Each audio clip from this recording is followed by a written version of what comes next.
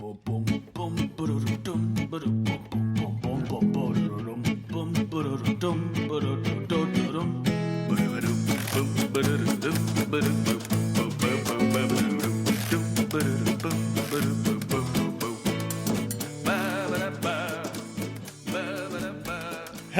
and welcome to another episode of Breaking Mayberry, the show that answers the question, which livestock explodes the best? I'm one of your hosts, I'm Marty Schneider.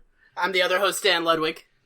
And we have got a guest with us for the first time all season. Our guest today is the other half of DTF with Darryl and Timmery. Our last guest was Dr. Timmery Schmidt, but we have comedian, improvisational, stand-up, podcast host extraordinaire, one half of DTF, now DTF at home, Darryl Charles is with us. Hello. What's going on, Darryl? Thanks for coming on. Thanks for having me. Yeah. I do all of those things. He's correct. Darryl, your debut stand-up album, Black Gentrifier, came out a couple months ago. Yep. And the tracks I've listened to from it are hilarious. Do you want to plug that real quick and tell our listeners and everything about it? Yeah, our album's called Black Gentrifier. I am one of those. I have a joke that explains it. It's on my album. You go to darrylcharles.bandcamp.com and you can get it. It's also available pretty much anywhere else, but I'm pushing that one because they are waiving fees. So, do that. It's a good album. Go on my Twitter, Darryl _, and you can see more jokes from it. They're pinned.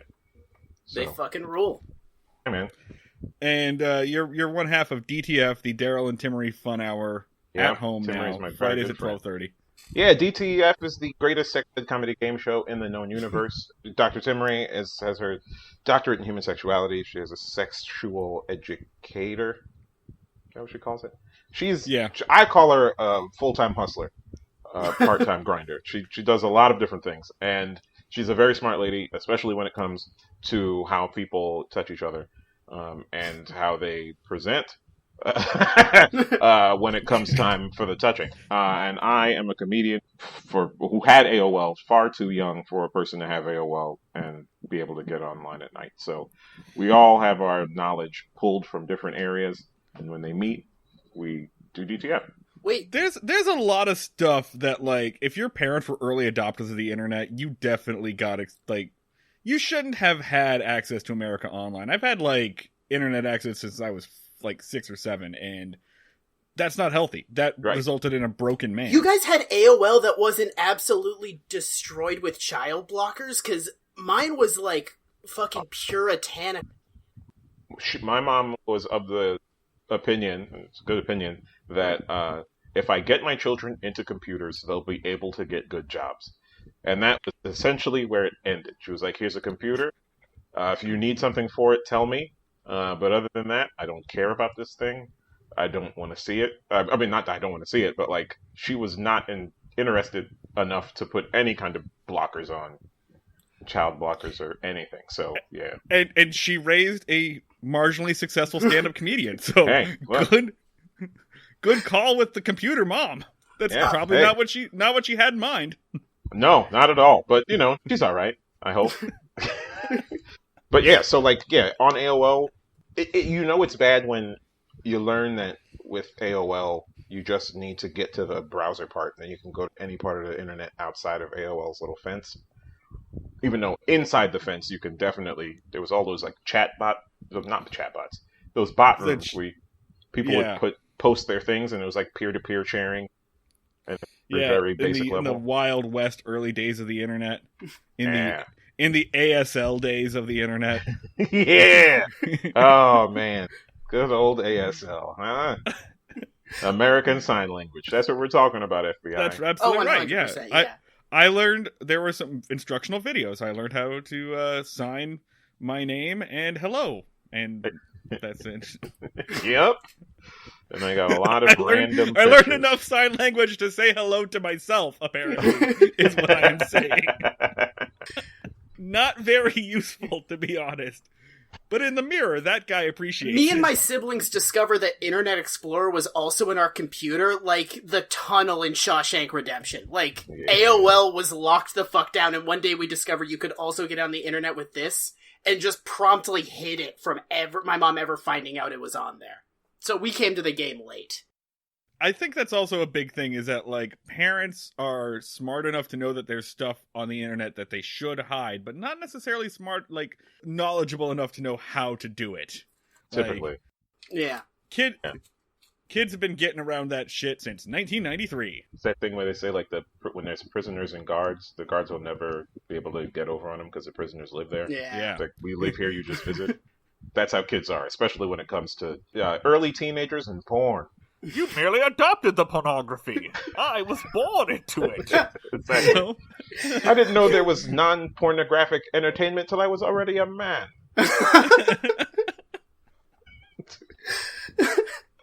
Yeah, at that age, you're just like the velociraptors in Jurassic Parks, just testing portions of the fence to find out how you can get to tits.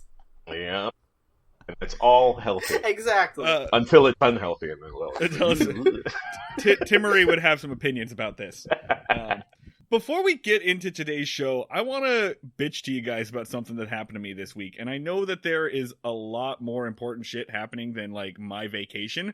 But way back in December, for Christmas, my girlfriend got me a dream package. She got me, like, a zoo, like, animal experience where you get to go and hang out with the animals. And I was going to go up to this zoo in upstate New York and get to feed some red pandas. And I absolutely love red pandas.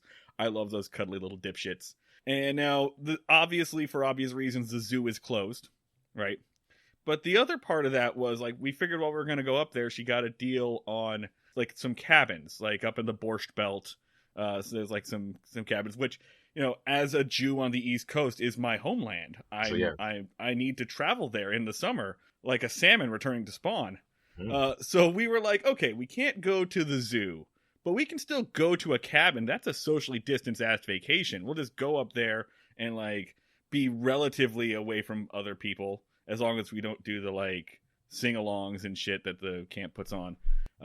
So we're supposed to go, like, our dates were next Monday through next Thursday.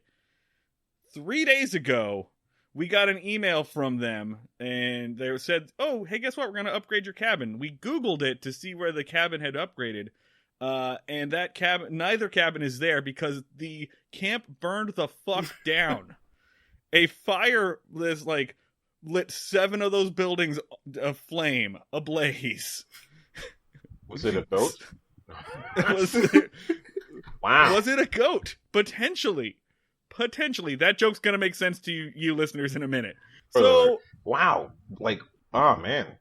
That's crazy that someone set a fire during a pandemic, like, where people were socially distancing. Maybe that was the problem. Enough people saw it. You had, like, you took a shot at having, like, a fleeting moment of human happiness in 2020, and it was just like, boom! Get that weak shit out of here! You trying to camp? We saw that a mile away and burned it the fuck down! Just Dikembe Mutombo my fucking shot down there. That's what 2020 No. Gotta get creative if you want to have happiness in 2020. Go make some fucking bread. Better sleep with the windows open, you trying to camp. Don't go nowhere. There is no escape. So that's been my fucking week. I thought y'all would get a kick out of that. Yeah, like in March, right before the stay-at-home orders went into place, we were gonna go on a cruise. Oh, fuck. Yeah, shit. Yeah. Like the last DTF we did in public was like March 13th or something. That second Friday, and my cruise was supposed to leave on the Saturday. It was 4 of us that was supposed to go, and I was like the only one that was like, I don't think maybe, the news has been keeping people on the boats for far too long when they come back, and then everyone was gung-ho for it, but I ended up talking about it, and then they canceled the cruise like 5 minutes before DTF started. So we were supposed to have a wonderful get drunk on a boat vacation. that all came tumbling down. So. Oh, that's rough. You couldn't pay me to get on a cruise before. You couldn't pay me to get on a cruise in 2019, but sure as hell not today. Cruises are fun, man. Especially, especially if you get the drink package. And it's just free drinking on a boat. I will say free, this though: the only people who have ever like invited me to go on a cruise are my in-laws and my grandmother, and I don't want to do either. Like, wonderful people. I love you, Grandma, but no, absolutely not. Yeah. Like, not a I think every like vacation planning group had like one person that was like, guys, it's not looking good. Everyone else is just like, it's fine. Like, I had a vacation to Miami in the end of March, and I was like, guys, I don't know about this. They just shut down Italy. Like, the whole, like, all of Italy. I don't think this is gonna work. And they were like, no, Italy's not Florida. Every travel group has one Cassandra. Darryl, this was, you've never seen an episode of the Andy Griffith Show. Not a single episode. The only, and this was, my Andy Griffith tie is Matlock. So that's where it begins. Have you seen a lot of Matlock? Because we haven't seen zero Matlock. I've seen quite a few as a kid. Like, it was a thing me and my uncle used to do, in the summers. Wake up in the morning and watch a couple episodes of Matlock. So. And we started you up, like, this was the episode we chose for you. I gotta be honest, for me, this episode, and I'll tell everyone what episode it is, I got real hype about it when I read the description, and I let that hype, like, carry me through the first time I watched it. I was like, this is great! I'm really enjoying this! Then I watched it again this afternoon, and I was like, what the fuck was I thinking? This is garbage. Darryl, how did... just before we get into it, how did you feel watching this as your first Andy Griffith episode? The thing that struck me, I was like, oh, well, this probably isn't a regular episode because, a lot of sitcoms, and maybe this was the prototype for it, but a lot of sitcoms always have that animal episode where there's like some kind of animal that's been trained. So it's just a way to show off the tricks that this animal can do. So I was like, oh, it must be that. And like, I thought the goat was really nailing its lines. Goat was really getting it in. Just a damn fine goat performance. But yeah, every episode, like the dog from Air Bud was on Full House for like an episode or two. Right, exactly. Yeah. The dog from Air Bud was Comet the dog, or at least one of the Comets on Full House, because that show definitely lasted longer than an average dog's lifespan. The fuck? I thought it was that, and then other than that, it was like pretty standard. Yeah, pretty standard fare. The thing that surprised me was like it looked like it was shot on like a soundstage. Mayberry was huge. Yeah. No, they had an entire fucking town they literally just built a town. Holy wow. And sometimes, like, especially in, like, I think it's Warner Brothers Pictures, the people that are into this show are really fucking into this show, and sometimes they'll like pop up on the internet and be like, that's a part of Mayberry that showed up in Bye Bye Birdie or whatever they filmed. Oh. Dan and I talked about this. We didn't give you one of the episodes that's like fucked up, which I sent to you. Yeah. Here is the episode we're talking about, though. We are talking about Season 3, Episode 18, The Loaded Goat. Originally airs January 28th, 1963, written by Harvey Bullock, and directed by automatically becomes the middle manager of any big box store that he walks into, Bob Sweeney. Fuck, Dan forgot to think of a Bob Sweeney this week. Bob Sweeney. Good enough. Yeah. And I just want to say, like, Harvey Bullock just made me think of Batman the Animated Series. I was like, oh, look at him working. Yeah. Batman is giving him, like, show notes over his shoulder the entire time. He's cursing Batman, but he's also working on his screenplay.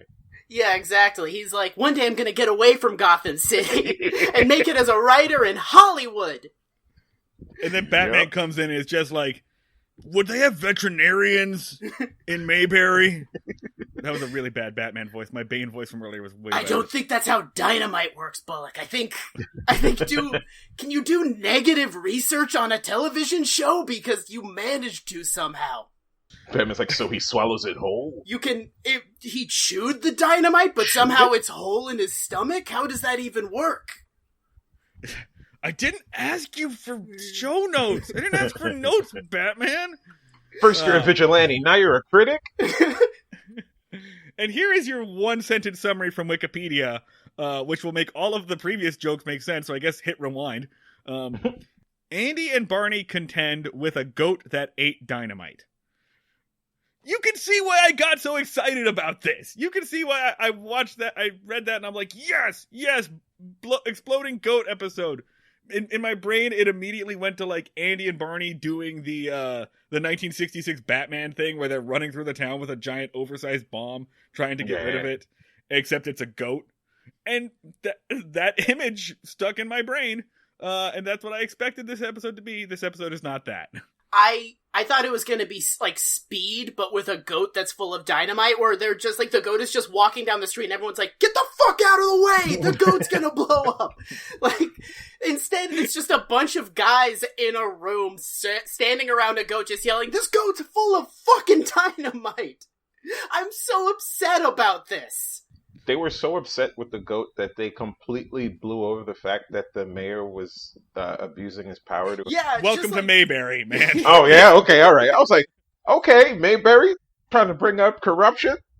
The only thing that's really surprising about what you said is that it's the mayor being corrupt and not Andy himself. Because that dude abuses his power for his own entertainment all the fucking time. He is both the sheriff and the justice of the peace, and the show is aware of how fucked up that is. The show makes a reference to how fucked up it is that the guy that arrests you is also the guy that tries you. And then just like, whatever. So they know it's messed up, but they don't care. He's judge, jury, and then Don Knotts' executioner. More or less. The only one with a gun. That was weird, too. Is this a known thing? A gun that is unloaded. Yeah, he doesn't. He has one bullet that he keeps in his pocket. That's a recurring thing. Because like the second they load the gun, it immediately goes off in his hand. Like he accidentally fires a gun near like people, vehicles. It's like it's the show. Ron Howard, like yeah, Ronnie near Ron Howard Howard's avoided... tiny head. He's there. What are you the talking head. about, Willis? So yeah, let's talk about this episode though. Pulling up. So we open up to the sound of dynamite, a big old explosion, and we're standing in the barber shop. Actually, you hear the explosion before we even fade up on anything. Yeah. So boom, which for our Philadelphia listeners, you should be very familiar with that because we've had mysterious explosions for the past 2 weeks or so, just around. Apparently the people of Mayberry were trying to fight for equal rights, and so the powers that be were just letting off explosions to keep them shell-shocked and in their house. They were driving around with in a truck with speakers on it, apparently. Alternatively, a simpler but like more trusting in society answer is that, like Philadelphia, Mayberry just has a stupid municipal law that allows fireworks, and fireworks season in Mayberry is from May to September 30th. We've had weird random ass explosions. They are probably cops using sound weapons. Yeah, flashbangs. I mean, I have plenty of friends that live in Philly, and that's what they're telling me. It's like, yeah, it's the sound of flashbangs. The on the books explanation is that people are trying to blow up ATMs, which no. Once. That happened once. It only takes one guy dying from trying to blow up an ATM with an M80 for everyone else in North Philly to go, you know what? Not going to try it. Yeah. Sounds stupid on paper. Yeah. You know all those exploded ATMs you've seen around town? Just everywhere, enough to match up with the amount of explosions you're hearing? That's what is. They're next to all the payphones. Yeah. I will say, blowing up an ATM with an M80 is pretty much the definition of high risk, high reward. I think. Getting actually into this, there are loud explosions. Andy's complaining about this, and he explains. He's like, "Hey, here's the premise of the episode. There's a road construction crew blowing shit up with dynamite somewhere outside of town." And the mayor is there, and the mayor's explaining how great it is that they're working on an underpass. We're doing an underpass and connecting to the highway. He's getting real excited about this, because this is the kind of shit you would get excited for when you're the mayor of a tiny town in, like, rural North Carolina. Then this old man named Hudge, who we've never seen before. That's a good name. Walks in. It's a great weird old man name. Hudge. I mean, obviously that's got to be this dude's last name, right? Like, we'll never know. Yeah. But according to the ultra-reliable Mayberry Wiki, his name is Cy Hudgens. hey, there it is. Hudgens. Yeah. Yeah. I reject that. I want it to be just a one thing. Like, he has no first name, he has no last name, he is simply Hudge. Like Hodor. Yeah, exactly. Like, Wolverine's name is Logan. Yeah, exactly. That's your first name or your last name? Yep. Except this is like the name of someone that lives in like a little shack in the back of a rich person's property. Like, Oh, yeah. Yeah. Oh, that's just Hudge rustling around. Don't worry about what Hudge is doing. He's always got some squirrel in the pot. Yeah. I think the best way to describe Hudge is he's absolutely a guy who tries to defend an amusement park by dressing up as a ghost, and is then unmasked by a group of teenagers in a Great Dane. Like, that is the person you should be seeing. So Hudge comes in, but no one cares about Hudge. The interesting part is that he's got his friend with him. He brought his goat, Jimmy, into the barbershop, by the way. And of course, the mayor is like, what? You can't bring a goat into the barbershop? And for the first time ever, Andy's like, yeah, no, mayor's right. You can't bring a goat into the barber. Why do you have a goat here? Why? And Hudge's like weird old man answer is like, well, Jimmy wanted to come into town, so I thought I would show him around. I'm going to show him everything today. Yeah, he had a case of FOMO. Yeah, that goat has been under quarantine for a long time, and that goat really needs to get a haircut. Like, It really did. He had the things hanging down, and everyone was grabbing him by his goatee. Yeah. Well, that's why that's called that. It is the first of a long trend of this dude talking to a goat like it is a human man. Like, he has full conversations with this goat. He talks to it like he has like spats with this goat, and everyone is just like, oh yeah, you know, that's just a normal thing to do, and not like, we gotta go get Hudge on that goat again. Yeah, we gotta get Hudge some fucking help. We need to get him some care. This is really going downhill fast. Nah, they were probably sitting there like, finally, Hudge has somebody to talk to other than me. This goat is the best thing to happen to him. To us. Yeah. Now he doesn't come over here stinking. Yeah. We don't have to deal with Hudge's shit anymore. Right. Hudge and the real goat. All right.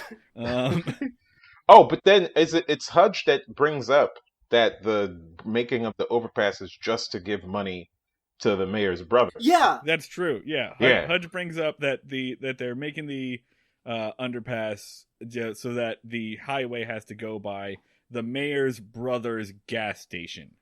Right. Yeah, did I get that right? Yeah. Yeah. And there's an okay bit where the mayor adamantly denies it, says that's a lie, that's an absolute lie. God can strike me down if that's not a lie, and then there's another like explosion. Real good comedic timing on the Dynamite Squad, I guess. Should point out they're all hanging out at the barbershop, and they explain that the barber Floyd is out at lunch taking a very long lunch. But what Dan and I know is that dude had a stroke. Howard McNear, the actor that plays Floyd, is nowhere to be seen. So they were just like, I don't know, we paid rent on the barbershop set for the month. The guy that plays the barber isn't here, but we still want to use this damn set. Like, look, he's sick, but we need to keep the economy open. You don't understand. It's important that goods and services are transferred. You have a place to sit down and watch someone act like they're getting a haircut. Any like other show, when an actor has a stroke and isn't able to perform, they'd be like, Floyd is away and we all miss him very bad and we hope Floyd is doing his best. And they're just like, he's at lunch. Don't fucking worry about it. Yeah, Floyd eating that fatty food. Yeah. They like shame him for it. They're like, you know that Floyd's just a piece of shit who always takes lunches that are like 2 hours long. In all fairness, it's been demonstrated numerous times that Floyd is a shitty barber, and like, and like they only go to him because he's the only game in town. But still, yeah. the whole setup feels like almost passive aggressive against the actor Howard McNear, because it feels like Floyd is taking a super long time at lunch and he should be back any day now, Floyd. Like, we're all waiting for you to get back.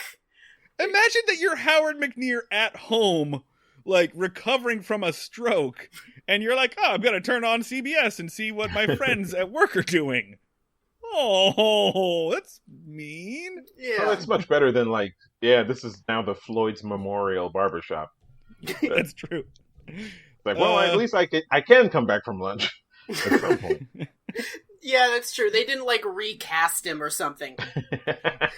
Not like, hey, I'm Floyd too! So Hudge takes the goat out. He ties it to a bench. He does have a conversation with the goat, like, you stay here. Dan, you wrote like a human person. He's talking to it like you're talking to your dog. You know, you stay here now, be a good boy. He walks away. Goat immediately, like, bails on this. Again, because as Darryl pointed out, like, they trained a goat to move a rope, I guess. He untied the rope with his mouth. Yeah, you don't see many trained goats these days, honestly. Don't. It's a lost art. Yeah, just the quality of goat in this country has gone down severely since the 1960s. We used to be a proud country that turned out quality goats capable of complex maneuvers, and now they're just lazy creatures. Yep. Anybody just get really weirded out by the goat's eyes? Goat's eyes are just weird. They're like horizontal cat eyes. Yeah, once you realize that a goat's pupils are square, you can never, like, unsee it. They're so deeply vacant. Like, all animal eyes have, like, a weird vacancy to... A lot of animal eyes have a weird vacancy to them, but goat's eyes are, like four-dimensionally vacant. Yeah. Yeah. Maybe that's what it was. But it just weirded me out. Goats look like somebody tried to draw a sheep from memory. I had nothing else for that. Damn, that fucked up. Kudos on the goat's horns. Yeah. Nice set of horns. There's a well-fed goat.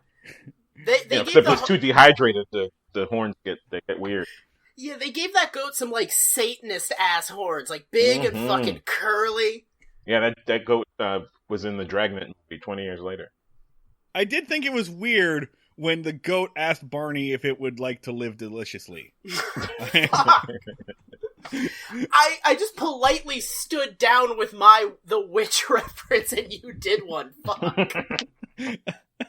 The goat does go to Barney, who is actually playing his goddamn harmonica. This doesn't make sense to you, Darryl, but yeah, we've had like references to Barney trying to play the harmonica and no one wants to hear him. Like, for 3 seasons now, it's been a running gag. He's fine. He's just hanging out playing his harmonica. For some reason, they call it a French harp throughout this entire episode, which doesn't make any sense. Yeah, I was like, is that what it's called? It's just a weird. It's like aluminum and aluminium. It's a French harp in the UK. Who knows, man? I've never heard it called that, and they've called it a harmonica on this show multiple times, so I don't know. I do kind of like it better. I kind of prefer French harp to harmonica. It rolls off the tongue a little better. Oh, I mean, French harp is what you call playing the harmonica. Like tongue kissing is French kissing. Sure, the way he do it. I believe that 100% with all of my heart immediately. You said it authoritatively. I don't know if that's the result of any research or expertise whatsoever, but I will like get in an argument with a party over that now. So the goat enters because the goat, I don't know, likes Barney's harmonica playing. There's an okay scene between Don Knotts and this goat, and he kicks the goat out. Look how well trained that goat is, because like Barney's like trying to kick it and push it, and it was just like kind of just that's what's happening. Like it did not freak out. It's like the horns on that goat. That goat, untrained, would have murdered him. Let's take a beat. Is the goat the best actor in this episode of television? 100%. Yeah, I'd say so. I think we can say that the goat is like this goat is like this goat is like Juilliard Chain. This goat's resume is a fucking mile long. This goat is offer only. This goat does not need to audition. This goat brought the house down as Macbeth. There's a really weird bit where Andy comes in and he asks if anyone's called, and Barney says every time there's a blast, Miss Vickers calls and asks if the Yankees are marching cannons down the street, thinking it's the Civil War, and that was a weird moment. And I was like, oh yeah, Mayberry. Like it was like that train is never late. That's what I thought when I saw that part. I was like, oh, all right, sure. Every once in a while, Mayberry likes to just like whisper in your ear, by the way, the South. Yeah. We know where we are. The South is a character in this show. And it's racist. It's like New York in a Woody Allen movie.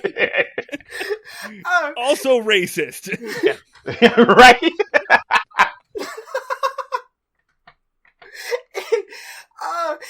But it does kind of paint a picture that, like, in the 60s in the South, everyone with dementia just thought that it was the Civil War all the time. So, like, it must have just been like, oh yeah, all the old people are just wandering around with bayonets today. Just don't worry about it. This isn't even the only show we've seen do this. The Beverly Hillbillies had an entire episode around that.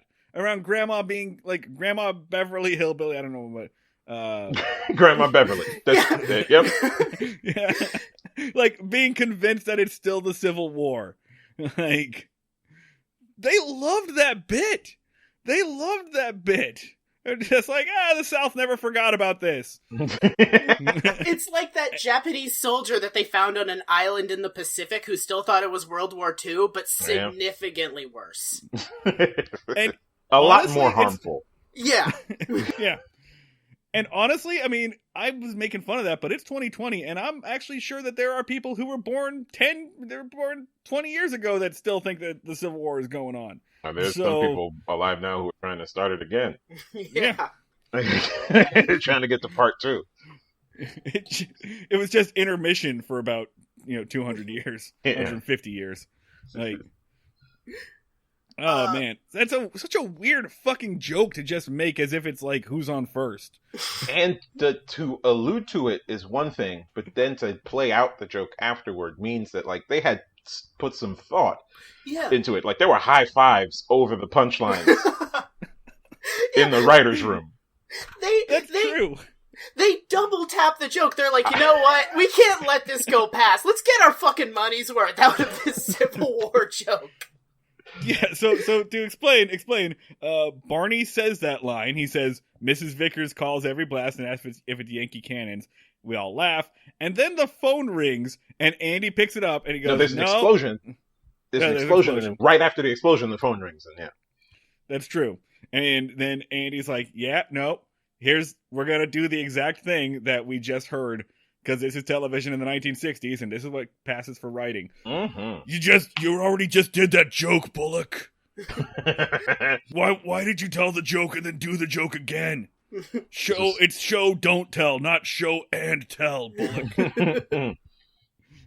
It was the days before Final Draft. There was nothing to be like, hey, you did this already. This is a duplicate.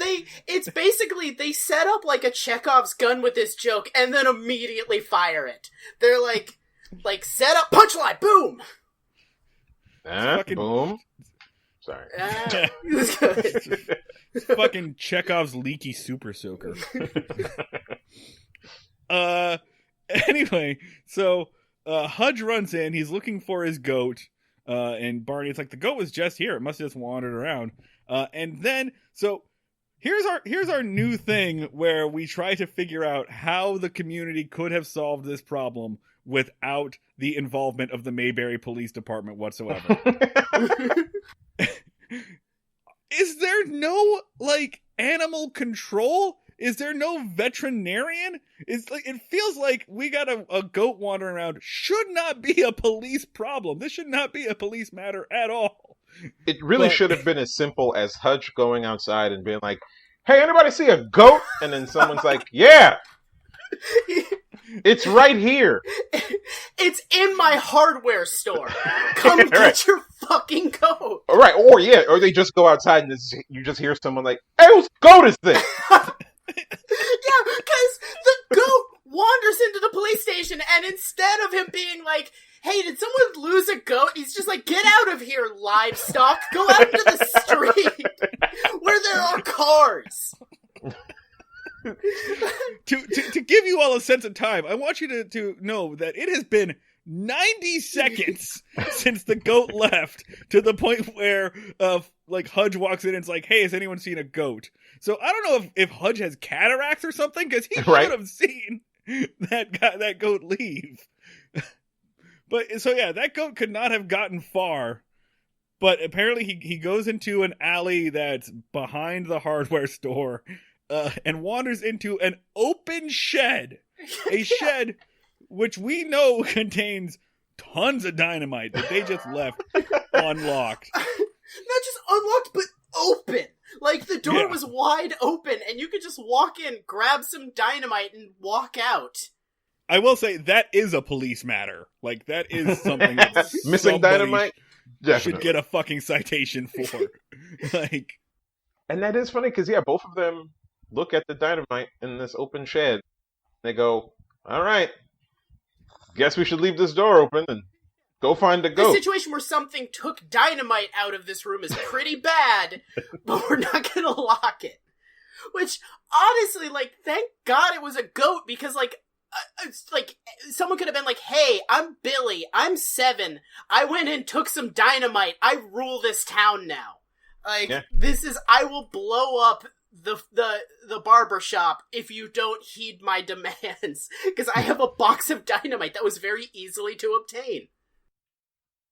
If Ron Howard was better trainable, it would have been him instead of the goat. Oh, that would have been great. It's just Ron Howard had some dynamite. We have to obey his commands like the kid from Twilight Zone. It could be that, like, shitty bully kid that Ron Howard turned into a supervillain a couple of episodes ago. Like, yeah. There's your payoff, right? You've all ostracized me, and now... this went in a dark direction, actually, now that I think about it. I'm probably gonna cut this bit. But anyway, the thing is, there's a goat... I'll just cut my part. The height of podcasting class is just, I'm gonna cut my part of that joke. Let's take that. We'll fix that in post. So yeah, Hudge does say that goat's gonna eat anything because it's a goat, and then immediate hard cut to the goat just in a room full of dynamite, just absolutely packed to the gills with dynamite, cartoonishly full of dynamite. So the goat eats a bunch of fucking dynamite and then just like strolls out. Like, there's a shot of like the goat chewing on dynamite. It's pretty funny. It's solid. It makes no fucking sense whatsoever, but it's a solid bit. There's another bit here I like where Otis, like, comes out of a basement, and that is, like, a hidden still. Again, showing how fucking incompetent the Mayberry police are here. They have one job. They investigate one crime, and that one crime is moonshining. And they are 10 feet away from a still, apparently. With the guy who's always at the still. And they're like, "Hey, have you seen a goat?" Notoriously drunk member of the community. Can you help us with this situation? Yeah, they were like, "Oh, we're having a problem. We're looking for something." And he was like, "Well, I don't know where the still is." They're like, "What?" And he was like, "No." There are like 6 crimes between that and the blatant corruption where everyone is just like, "We'll circle back to it. You just admitted to a crime. We'll come back." We'll get to this eventually. No, so I do like that bit where they ask if Otis has seen a goat, like any kind of animals wandering around, and he walks away going, "Nope, I haven't seen anything like that, but I will." Yeah. I will. Pretty good. Hal Smith as Otis, always fun. When he's not being absolutely fucking disgusting. Kind of teeters on either side of that. A whole bunch of stupid shit happens. Like, Opie shows up and just recaps the plot of the episode like he always does. Finally, we get to the bit where They find the shed. They find the big missing dynamite. Big bit of Barney lighting a match in the shed, and like he nearly shits himself. His Yeah, Zippo, and he was lighter. like shaking it. Yeah, I was like, oh yeah, Don Knotts out here knocking it out the park. Yeah, that was some exceptional Don Knotts acting. That is like him earning his fucking paycheck. Yep. Like a silent scene with just him shaking and bugging his eyes. It's like, yeah, that's Don Knotts. I only know him from Three's Company. So it's nice to know that, like, yeah, this is why he was so effective. Yeah. The landlord. He turned into a Looney Tunes character in that moment. Like, he was Daffy Duck, doing, like, the shaking and the stuttering. Brother! Yeah. Yeah. Yeah, so Don Knotts almost shits himself in a room full of dynamite. The brightest Zippo lighter that you'll ever see. Yeah, he lights the Zippo, and it's like the fluorescent lights just pop up overhead. Yeah. Like suddenly it's like a fucking like YouTube makeup artist ring light in here. The Zippo lighter is full of fucking jet fuel. It's what they do to like light the Olympic torch in that fucking thing. Mm-hmm. Yeah, so he walks out and he's like, that room is full of fucking dynamite. Holy shit, I'm just gonna be here having like heart palpitations. And Andy's like, alright, so I have a piece of rope and I have a chewed on piece of dynamite. I'm going to immediately jump to what is going on, and no one's going, like, any other show, there'd be a scene of someone being like, no, a goat didn't eat a bunch of dynamite. That's an insane thing to say. But everyone is just like, fuck, we're on board. Sounds about right, yeah. Yeah, there's no resistance to the premise of this episode whatsoever. I think the goat ate this... No, it's like, I think the goat ate this dynamite. And then someone's like, not again! Just move on. Literally the only time on this show we've ever seen Andy use deductive reasoning, by the way. And as a reminder, he is the sheriff whose job it is to solve crimes. So I'm just gonna kind of move on here. They get the goat, and they get the goat rounded up into the jail, and they've made the jail cell up. A+ work by the Andy Griffith Show set design team. Yeah, they've made the jail cell up into a barn. They have like nailed the bed to the wall and a whole bunch of other cushion stuff to the wall in case the goat blows up. So they've like locked this goat in a cell and are just like standing there pacing, trying to figure out what the hell to do with this goat. Is this where they bring in the explosives expert? Yeah, so the explosive expert is there, like, talk to him, and he's basically just going, like, I don't know, you got a bunch of dynamite in a fucking goat. I'm not paid enough to give a shit about this. Well, no, isn't that, the drunk dude ends up showing up and with his own key, which threw me off. I was like, does he live there? Is he just living in the drunk tank? They operate on the premise that the drunk guy, they let him, like, sleep it off in the jail to the point every that day? they give him a key so that he can just come in whenever he wants. Okay, I thought so. I was like, all right, Mayberry? Like, it's just like, oh, take this nap in this cell. This is the first time I think we've seen that Otis has his own key to the building. We've seen him enter and let himself into the cell a million times. But this is the first time I think it's ever shown that, like, they just gave him a key to the office. I think they've, like, asked him before, like, hey, Otis, we're going to be out of town for a few days. Do you mind just stopping in since you're going to be here anyway and we know it? you know, just leaving prisoners unattended as we are wont to do. He's that violent of a drunk that they're just like, here's a key. Yeah. When you have a few too many and the bartender says leave, just go in the cell. If you just go in the cell, we won't do anything. Just go. Basically, like, let's just take out the middleman of arresting you and just come on in.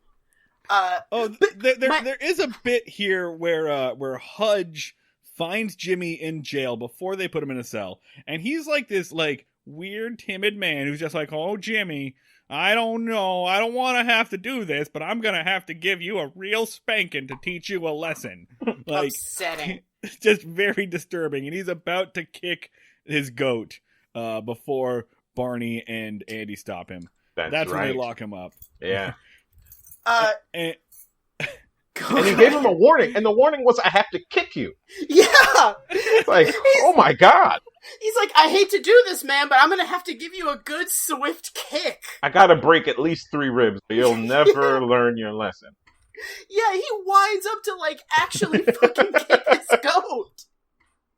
Like, and they roll in. To be clear, Andy and Barney's, like, problem is not like, were you just gonna kick that goat? Yeah! They're just like, they're like, no, you can't kick that particular goat. Kicking other goats is fine, but this particular goat, there's goats you can kick, and there's goats that you can't kick, and this is one of the goats you can't kick. I would have loved if there was just a quick moment where they're like, there's dynamite in this goat, we have a very serious situation. Quick side note, man, don't kick goats. Right? What are you doing? I get it, it's your goat.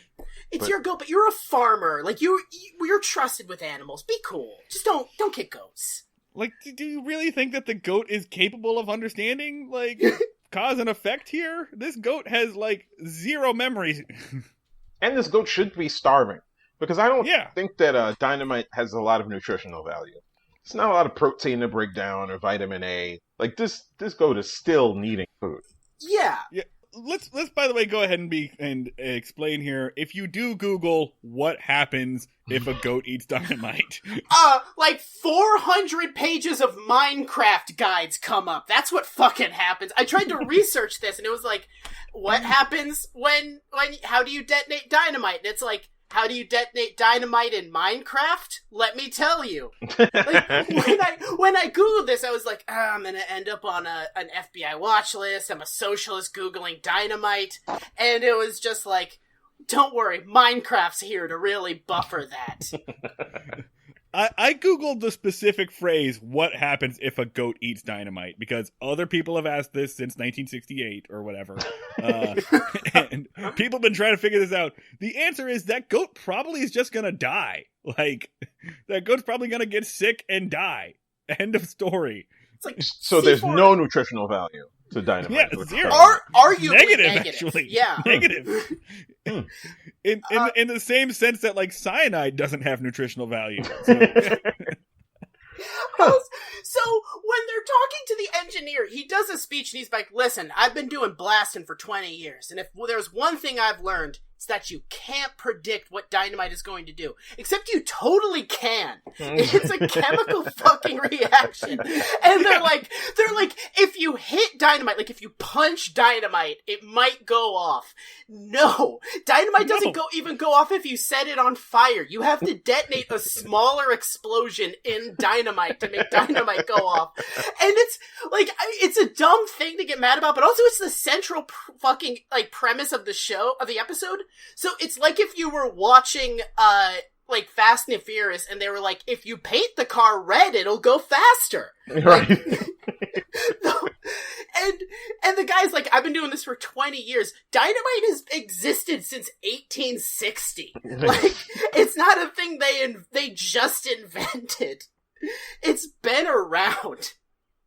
My thing is, right, if the guy who's in charge of blowing shit up near your town is just like, hey, I don't know how this shit works, how is your response? All right, well, thanks for coming in. And they never, was it his dynamite? Yeah, that's also never cleared up. Like, was it his, or was it just dynamite that belonged to the hardware store owner? And also, municipal why does dynamite. The hardware store owner, Public Works dynamite, really? Just like, also, why is there just all this dynamite? No one answered that question. Why is there all this dynamite in this shed in town? I would imagine the construction crew has their own dynamite storage on site. Because they're outside of town, right? Yeah. So why would you keep it in town to bring it back out? Yeah. None of that makes sense. But I'm just how nonchalant they are that this explosives expert just said, I don't fucking know. And they were like, cool, keep blowing up stuff near our town. We have no further questions. Also, Andy does tell Barney, like, there's only one person you can call in a situation like this. Go get the explosive expert. And to which I'm screaming, veterinarian! You are an agricultural community. Is there not one single vet in this entire thing who can just be like, oh, shit. Can no one pump a goat's stomach? I think that's a thing that can definitely happen. Like, I mean, if you think kicking it'll set it off, you probably don't want to pump the stomach, but you could at least put it down It is a goat. Like, Yeah. Yeah, they do operate on the premise that if the goat, if they because at one point the mayor says, shoot the goat in the fucking head. And they're like, well, then it's going to fall down and explode. So they're operating on the premise that, like, if the dynamite has, like, a foot drop, it's going to blow up an entire building. So, like, if the goat shits it out, it's going to blow up whatever is around. If the goat shits it out, it's gonna be like those little poppers that you throw down at the 4th of July, those little snap caps. It was one thing I know about goats. It's that they are shitting constantly. Like, give it a couple hours, man. This won't be a problem. It's such a weird premise. Like, it doesn't make any fucking sense if you did, like, even an iota of research. Wow, but that is silly. But my favorite part when the mayor is like, shoot the goat, is that Andy goes and gets a gun and gives it to him. Like, well, why don't you do it, pussy? Huh? Yeah. Oh, you talking a lot of shit shooting stuff. You want to look that goat in its square eye and shoot it? I didn't think so. Fuck out of here. It was like, okay, Andy. He big dicks the mayor so hard. Like, out of nowhere. Yeah. He could have just explained his point, but he hands him a gun. He's like, he points out that the idea is stupid, but he also calls him too much of a bitch to shoot the gun. Yeah, it's the craziest thing. Like, oh man. Yeah. I was like, he really doesn't like guns. He's Batman. Yeah. It feels like those are two separate points, right? Like, point A is you cannot shoot the gun. You cannot shoot the goat. It will explode. Point B is you're too much of a bitch to do it anyway. Right? Which it is the strength of this show of how many episodes of television are you going to see someone go, you fucking shoot the goat. You execute this. Like, you're never going to see an episode of Frasier where he's like, you kill this goat, Niles. You shoot this goat in the fucking head. That line is what started the episode. It was like Harvey Bullock was at home and he was like, you shoot the goat. Yeah, all right. And then there's an episode of TV here. that was definitely the kernel that like stewed in his brain. You shoot the goat was the working title. In fairness, right? If you're sitting at home like brainstorming, and by brainstorming I mean getting fucking loaded on martinis, and you come up with the line, you shoot the goat, mayor, and you write that line down, you're not doing anything else until you've built a half hour of television around that. Like, hey, it's what the Greatest Generation does. Yeah, no, I get it. They leave the goat alone. Everybody leaves to go get goat stuff. They're like, let's go get more hay and pillows or whatever. Otis rolls up drunk. How, like, did he down that entire bottle of moonshine? It's been like half an hour.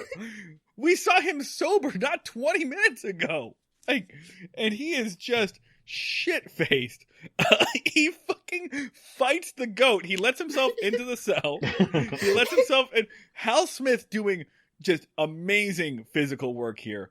He lets himself into the cell. He tries to get into the bed that is on the wall, and he does a pratfall. He does it twice. They're both very good. And then he sees this goat and is like, what the fuck are you doing here, goat? This is my cell. And then he has like a fucking like prison fight with this goat. He does a brawl in Cell Block 99 with this fucking goat. Like, it's like funny for like a bit, and then after some point it's like, you're really watching someone bottom out here. Like, this is on an episode of Intervention where you're like once we caught him fighting that goat, we were like, dude, yeah, we love you. You need to take care of yourself. Like, Otis, I love and respect you. You've been like a brother to me, but when I saw you fight that goat, I knew that it was time for you to clean up. Everyone you know has written you a letter, starting from this letter from the goat.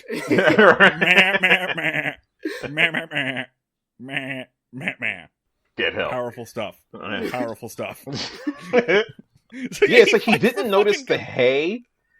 Like, all of that stuff he completely passes by. He falls in it twice, and then he turns and sees a goat. Yeah.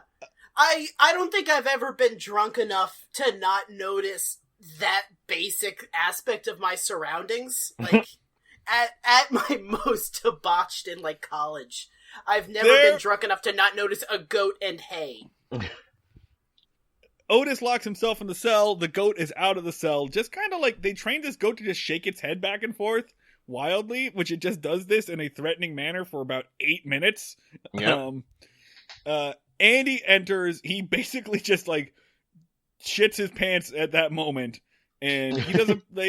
Andy and Barney both do a pretty funny, like, floor is lava kind of thing where they climb up onto the desk to get away from this goat, which is still just shaking its head back and forth. Upset, yeah. It's like that. I get it. I mean, you know, he's sitting there taking a nap, and all of a sudden this drunk dude shows up. He throws him out, and then he's standing there, and then the sheriff comes and takes the drunk's side. Yeah. From the goat's perspective, this has been a really fucked up day. Yeah, right? Like, number one, I was happy at home. This dickhead dragged me into town. I didn't want to fucking go to town. Then I tried to go get some lunch, but this shit tastes terrible. So I bailed. Then the guy was gonna just beat me. He was threatening to kick my ass. Then they locked me in jail. And then another drunk asshole came and fought me. And yeah, the police took that guy's side. So I'm okay with that goat just being like, I'm sick of this fucking shit. Yeah, pretty much. I get him. He flipped out. He had very good reason. Yeah. Kick his head viciously. Honestly, we're lucky that all he did was shake his head. He should have been livid. Everyone's been yelling at him all day. Should have charged at him. Yeah. But, you know, thankfully the French harp makes its debut. Or re-debut. Andy tells Barney to take out the harmonica, and they Pied Piper this goat, basically. The goat really likes the harmonica, and so they use this to just lead the goat out of town. And then end of episode, because they did not solve this problem. For a second, I'm going, did they just take this goat out to the field to put it down? What is happening there? They say that the goat is staked up in an empty field, far away from everybody. Which is basically like, yeah, when that goat shits and dies from a massive explosion, it'll be far away. Be fine. Like, what? Even in the show's internal logic, that solves nothing. Is it just like the ending of the Babadook? Like, every once in a while, someone's got to just go out there and feed this exploding goat and then run away? Like, it's just we needed to do something with the goat, so we set a T-Rex trap, and we're good now. Don't worry about it. Mayberry's safe from goats and dinosaurs. A fucking, like, wolf is going to come out of the woods, attack the goat, and just immediately explode. This goat is just rife with potential. That's 2 birds with 1 goat, man. Like, hey. Now we no longer have a wolf problem. That was the same as Darryl's dinosaur joke, I know. No, but it totally makes sense. They really just put it there, and then there's no resolution. Like, that is the resolution. Like, okay, it's out of town. It's no longer our problem. State troopers' problem now. Yeah. We took it just over our line of jurisdiction. And it's the neighboring county's problem now. Let's see those smug assholes deal with an exploding goat. I've never heard a more succinct description of this show than the exploding goat is someone else's problem now. The stinger is they go back, they call up the explosion team and like, you guys can start blasting again. And I guess on the other end, the explosive expert's like, okay, but I don't know how this shit works. It might just go off on its own. You can't predict anything with dynamite. I have a master's degree in this. Woo! Click. We just throw the dynamite at the wall and hope good things happen. Maybe it'll explode. Maybe it'll turn into a leprechaun. I don't understand this shit. Andy and Barney go into the other room to get something. I don't know. The mayor and Hudge come out. It was a broom. They were going to clean up that hay. Oh, that's right. Yeah. That's right. The mayor and Hudge come into the jail. They don't know that Andy and Barney are in the other room. They hear an explosion. They assume, well, that goat just blew up and probably killed our entire police department. Yeah, the mayor delivers, like, an emotional, heartfelt eulogy on the spot. Hudge talks about how his goat is also neat. Hudge does not give a shit that 2 men are dead. He's like, that was a cool goat. Fuck. With, like... He was very regular. Yeah. With, like, the disappointment of finding out that your laptop doesn't work anymore. And, yeah, the mayor gives, like, a pretty good eulogy for 2 people that have not been particularly nice to him. 2 people he does not like. He does not like either of those men. Yeah. And then they come out and they're basically like, look at you having emotions, you fucking asshole. Hey, tell us how good we are again, you idiot. How dare you think that we died and say something nice about us? Right? You thought I died and you wanted to say something nice? That's why you could never pull a trigger. Yeah. You punk. Yeah. Fuck you for honoring my memory, you bitch. You have emotions like a girl. Get out of here. The only valid way to deal with the death of a close friend is to punch a wall. Yeah. Or to set off some dynamite. Yeah, and then the mayor runs out, and then I don't remember the last bit. End of episode. That's it. Like, yeah, they shake hands. Oh yeah, they all just shake That's it. hands. They just shake hands. They go, yeah, all right. Yeah. It's like, oh no, we're not dead. So was that the goat? On time. The goat is in God's hands now. We'll just see what... The goat is going to travel the earth, and just where it explodes is going to be, like, its own little mystery. Like the Incredible Hulk. Yeah. It's just Yeah. a goat that eventually blows up. Yeah. Ratings for this episode. Darryl, we do the Barney meter and the Andy meter and the Barney meter. The Andy meter is how good is this episode as an episode of television? How much do we appreciate it? The Barney meter is how fucked up is this episode? Like, how much shit did this cause that, like, we're still seeing repercussions of today? So Barney meter, how good is this? Dan? I'm gonna put it at, like, a 6. There's a goat full of dynamite, and they do, like, surprisingly little with it. It's mostly just dudes yelling at each other. Like a 6. I went from liking this episode to not liking it, and then we started talking, and I started liking it again. I'm gonna put it at like a 7.5, but at least 3 of those points are just like superb goat acting. Just like, Yeah. like bonus for that goat, well-trained goat. Darryl, how you feel about this? Wait, which one are we doing? How good is this? The Andy meter. The Andy meter. Oh yeah. I mean, I guess I have to give it a 5. I haven't seen any other episodes, but like, yeah, I mean, I think, okay, for how good is it as an episode of television? Yeah, I'd say like a 6 or a 7, because, I always love the animal episode of shows. But yeah, the fact that they don't really give a shit about that goat in canon is a little fucked up. Yeah, it's a little pretty fucking fucked weird. up. It's fucked up. So Barney meter of how fucked up is this episode? You putting that Barney meter pretty high then? Yeah, I gotta say, the mayor admits that he is just trying to help his brother out. Everyone laughs it off. No one calls the racist antebellum lady out on her nonsense, and go fuck a goat. Along with the incompetence of the engineer. It's pretty fucked up. I'd probably say like 8 or 9 on the Barney meter.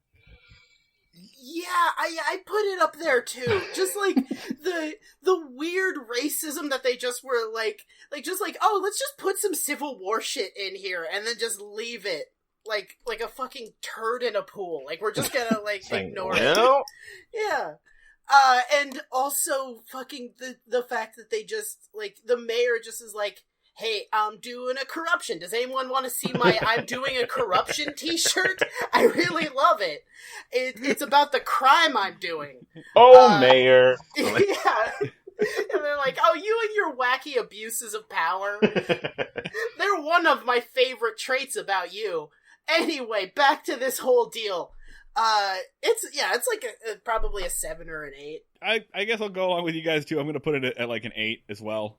Don't just go along with peer pressure, Marty. Go your go with your heart. You've mentioned everything. You've hit all of the points. There's nothing else for me to talk about other than the fact that, like, they don't solve this problem and they don't care too much to do so. So, yeah, that goat is not okay. No, the goat is dead. The goat is on borrowed time at best. It's Schrodinger's goat by the end. It's like, did it explode? And it's gonna die horribly. Like, it's not gonna, like, go in its sleep. The goat is going to explode. It's terrible. They really do not help that goat in any way whatsoever. So that's pretty much wraps it up for us. Unless, Darryl, you got anything else to add to this thing that we made you watch? I've never seen it. I knew that Ron Howard was in it, and I knew the whistling. So now I have a larger, reference to the Andy Griffith Show. I'm never going to watch another episode unless it's for a podcast. You now have a little bit better of an understanding of the rich tapestry that is Ron Howard, and that's really all you need from it. And Andy Griffith. I mean, again, we're doing this so that you didn't have to. You didn't have to anyway.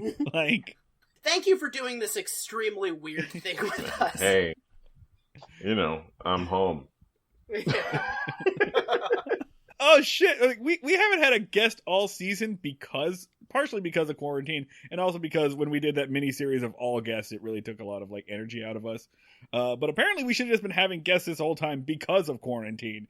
Yeah, like, this is a hard sell to get people to do this. Hey, do you want to come on and watch this slightly racist show from the 1960s with us? And people are like, no. And we're like, that makes sense. Touche. But now it's like, I ain't got shit else to do. In retrospect, if we'd done this in, like, April, we probably could have landed, like, Patton Oswalt. Just on the basis of, like, you don't have anything better to do.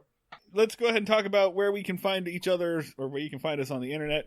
Darryl, you go ahead and go first and remind people where they can find your stuff. Yeah, my website is darrylcharlescomedy.com, so go there and you'll see the things that I'm on in my calendar, but which is very, very internet heavy right now. And, get Black Gentrifier. That's the name of my album. If you search for it, you'll find it. It's on Apple and Spotify and Tidal, Pandora, and all the places. But, go to darrylcharles.bandcamp.com and buy the thing, because remember when people bought things, and I'll get money. All that stuff will be in our show notes as well, so you can just scroll down and click on that. On the internet, you can get to me on Twitter. I am at Schneid Remarks. That is SCHNEID Remarks. I'm at the Luds, 2 Ds. Online, other places, Twitter, we are at Break Mayberry on Twitter, Facebook.com/Breaking Mayberry, Patreon.com/Breaking Mayberry if you want to support us with your money dollars, and Instagram, Breaking Mayberry. I think that's our last one. The music you heard before was made by Max Ludwig, who is on Twitch as Sleep Talkie. Follow him, he's great. Other than that, we'll see y'all down at the fishing hole. When the hell did we get an Instagram?